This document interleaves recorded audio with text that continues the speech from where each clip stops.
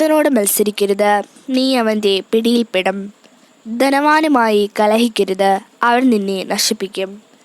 സ്വർണം അനേകരെ നശിപ്പിച്ചിട്ടുണ്ട്, രാജാക്കന്മാരെ വഴിതെറ്റിച്ചിട്ടുണ്ട്.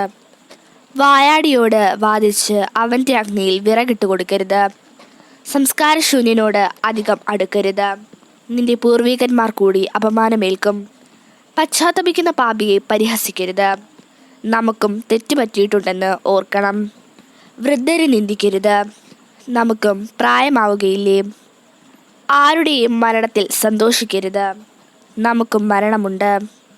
ജ്ഞാനികളുടെ മൊഴികളെ നിസ്സാരമാക്കരുത്, ആപ്തവാക്യങ്ങൾ ഹൃദയസ്ഥമാക്കുക, അവ നിന്നെ പ്രബോധിപ്പിക്കും.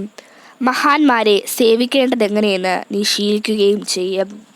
വൃദ്ധരുടെ ഉപദേശം ആദരിക്കുക, എന്തുകൊണ്ടെന്നാൽ അവർ തന്നെ തങ്ങളുടെ പിതാക്കന്മാരിൽ നിന്നാണ് പഠിച്ചത്. അവരിൽ നിന്ന് നിനക്ക് അറിവ് ലഭിക്കും, അവസരത്തിനൊത്ത് മറുപടി പറയാൻ നിനക്ക് കഴിയും.